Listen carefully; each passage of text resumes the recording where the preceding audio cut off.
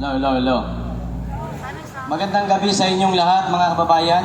And actually, parang hindi ko talaga kaya magsalita dito kasi parang, alam nyo, parang feeling ko kasi ngayon parang yung luha ko ba, tutulo talaga siya kasi nung una pong araw na nandun po kami, nung nagpunta po dun yung mga pulis, nanginginig ako kasi alam nyo, talagang saksi ko simula nung unang araw na nandoon po yung mga pulis pumunta hanggang po sa dumating po ng 8 days at pumunta kami ng Maynila kahapon lamang po.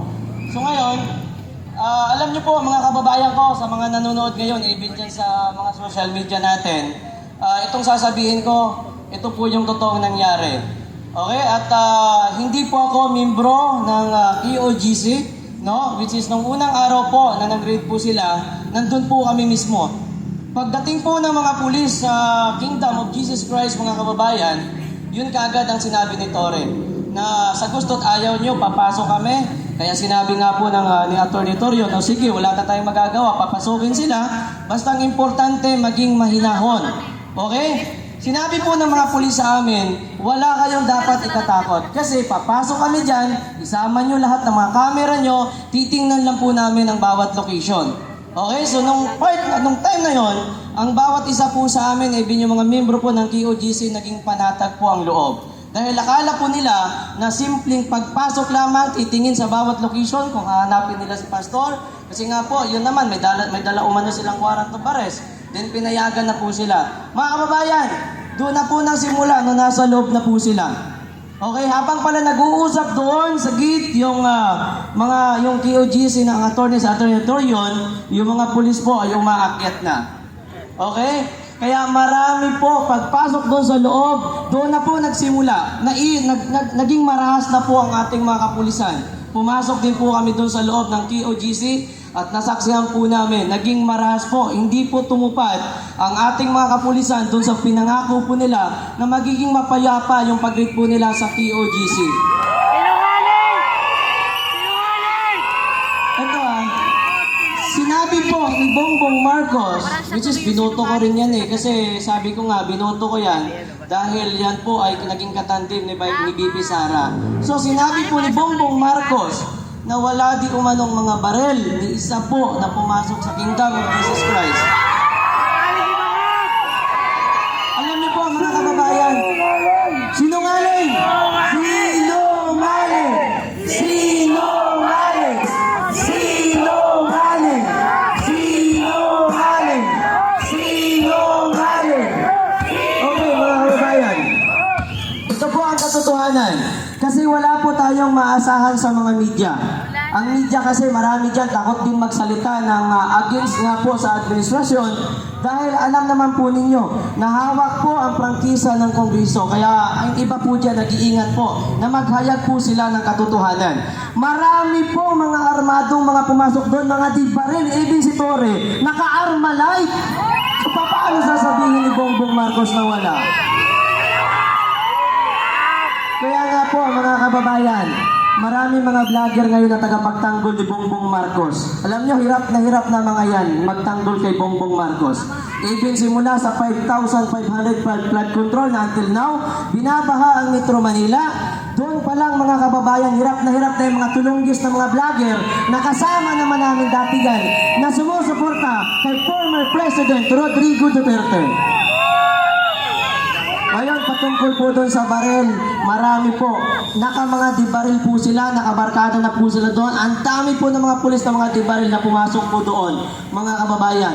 Tapos doon po ako naiyak nung yung bata, siguro mga around 14 years old. Actually, doon ako umiyak. First time ko umiyak yon sa harap ng maraming tao doon sa Davao kasi umiyak siya kasi sabi niya, nung nandun kami kasi, nasaksihan talaga namin na even yung mga KOGC member, tumataas na ng kamay, mga kababayan. O even sabi ko nga sa inyo, ako graduate din ako ng criminology, so hindi naman po yan ang turo sa amin nung nag-aaral po kami. Alam mo, blessing kasi hindi ako nag-exam na po sa NAPOLCOM. So nagpapasalamat po ako ngayon na hindi po ako naging pulis, mga kababayan. doon po mga kababayan, sabi ko nga, grabe, tinataas na, gumaganyan na oh. Gumaganyan yung mga membro ng KOGC. Kasi bakit naman kasi tinutulak pa ng mga pulis, which is private property na yon. Nandyan yung kalsada, nandito yung mga membro, pero mga pulis parang hindi, alam nyo, nakakalungkot ano, na yung mga pulis natin, inuutos-utusan lang ng bangag na ito sa maling pinaglalaban nito mga bangag na ito mga kababayan. Marcos bakod! Marcos bangag! Marcos bangag! Marcos bangag! Marcos bangag! Marcos bangag! Okay mga kababayan, doon po ako umiyak sa yung bata na ipit na po siya. Okay, naipit na po siya, pero yung mga pulis tuloy-tuloy pa rin po, tinutulak pa rin ang tinutulak. Hanggang saan ako nakalabas ang pangbata, alam mo, siguro marami nakapanood dito, Tropang Bisaya YouTube channel. Sabi ng bata, wala kaming magagawa, tumataas na kami ng kamay. Pero tinutulak pa rin kami ng mga pulis, which is nasa private property po sila.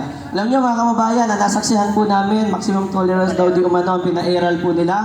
Pero kitang-kita po sa video natin, nandun po kami sa mismong pangyayari na yung mga pulis pinaghahampas po nila yung mga KOGC member. Actually, hindi lang naman mga KOGC member yung mga nandun, which is yung mga taga Davao, nakiisa na rin po, mga kababayan. Tumataas na ng kamay, gumaganya na, hindi na lumalaban, pero hinahampas pa rin po ng ating mga kapulisan. So, ganyan po ang ginagawa ni Bongbong Marcos, ito, si President Bongbong Marcos. Pero ito pa mga kababayan, nung nandun na po kami sa loob po ng KOGC, alam nyo, hindi din talaga maano sa puso ko dahil marami po ang mga pulis na umiyak. Ito po, totoo ito mga kababayan, hindi po ito kwento lamang. Nung nandun po kami, which is sinasabi po namin, sir, okay ba to? Kaya nyo ba to? Okay lang ba sa inyo na ganito ang nangyayari? Tinutus-utusan kayo sa mga maling kagustuhan po nitong presidente na ito? Alam nyo, marami pong mga pulis po ang umiyak. Okay. Kaya hindi po lahat ng mga pulis, mga kababayan, ay dapat po nating kagalitan. Marami po akong pulis na kinausap sa Davao. Even pagkatapos po namin mag-vlog, nakausap po namin without camera kasi protection din nila yun. Kasi nga po, sabi po nila sa amin, wala kami sir magagawa. Sabi nga po ng mga pulis Davao, sir, wala kami sir magagawa sir. Which is, hindi namin to gusto sir. Pasensya na talaga, sir. Tapos nung nakita ng mga pulis Davao na yung mga naka-helmet na pulis, pinagpapalo yung mga KOGC member, tapos pinagdudot-dot nila. Sabi po ng mga pulis Davao, hindi namin kasama yan. Hindi namin yan dito kapresinto sa Davao. Kasi kami mga Davao pulis, hindi namin magagawa yan. Yung mga pulis, sir, tinuro niya pa. Yung mga pulis na yan, hindi namin yan mga dito kasamahan sa Davao. Diniploy lang yan dito galing sa ibang lugar. Tapos mga kababayan, di lamang yun, marami pa akong kinausap, without camera din. Sir, ano ba yung masasabi niyo? Sir, okay ba sa iyo na mga nangyayari dito ngayon? Alam mo, sabi ng pulis, taga-Jinsan yung pulis na tinanong ko, sabi, sir, wala po kaming magagawa. Kasi dalawa lang po ang opsyon namin dito. Kung susunod po kami, hindi po kami matatanggal sa trabaho. Sir, may anak po ako, maliit pa sir. Meron po akong anak na pinag-aaral. Kung hindi kami susunod, saan kami pupulutin? Patrolman, SPO1, SPO2, saan kami pupulutin? Kung hindi kami susunod dito kay Tore. Pero sabi naman ng isang pulis na natanong ko, sir, hindi po dapat natin masyadong sisihin si Tore. Alam niyo kung bakit, sir? Si Tore po ay sumusunod lamang sa utos po ng PNP chief, which is inutusan ni Bongbong Marcos. Pulis po ang may sabi doon, mga kababayan. Hindi po galing sa akin yun. Hostisya! Hostisya! Hostisya! Hostisya! Hostisya! Okay mga kababayan, alam ko po, lahat po, even ako alam ko, siyempre ito, nangangangalip ang buhay natin. Kasi siyempre, alam naman natin ang itong Bongbong Marcos na ito. Pero sabi ko, hindi po ako dito, hindi po ako tumayo dito para magsinungaling, which is, alam po yan ng Panginoon. Okay? Isang beses lang po tayo mabuhay sa mundong ito. Mga kababayan, ang final judgment wala sa lupa, nandun sa langit. Okay. Kaya kung magsisinungaling pa ako, alam ko po na nandun ang final judgment. Kaya mga kababayan, huwag po tayong masyadong magalit sa lahat ng kapulisan. Dahil marami po mga kapulisan dyan na mga matitino, mga kababayan. Kaso nga lang, yung iba, hindi lang kagad sila bumibitaw kasi nga po ang pakiusap po nila, mayroon po silang pamilya na pinag-aaral, may mga maliliit po sila. Ang dami pong umiyak doon. Nung nakikita po nila na yung mga membro po ng QOGC bigla na lang nagagano, natutumba. Alam mo yung mga pulis, yumuyuko na lang habang nagpupunas po sila ng kanilang mga luha. Maraming pulis na hindi na daw nila kaya pero po sila po ay may pamilya. So yun lang po mga kababayan, ang laki po ng tingin ng ating mga kababayan hindi lamang dito sa Pilipinas maging sa buong mundo na yung mga kapulisan po natin. Pag nakakita po tayo ng pulis ng panahon ni former President Rodrigo Duterte, kampante po tayo. Dahil ng panahon po ni former President Rodrigo Duterte, ang pulis, kaibigan natin yan.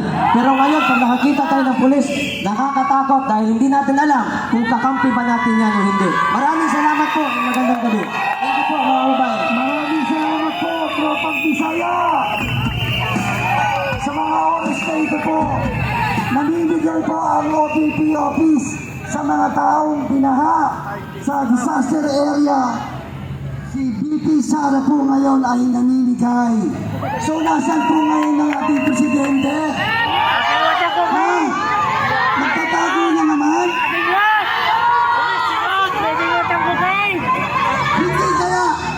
Hindi kaya presidente natin nasa tabay na nagtatago? Hindi kaya siya nagtatago doon?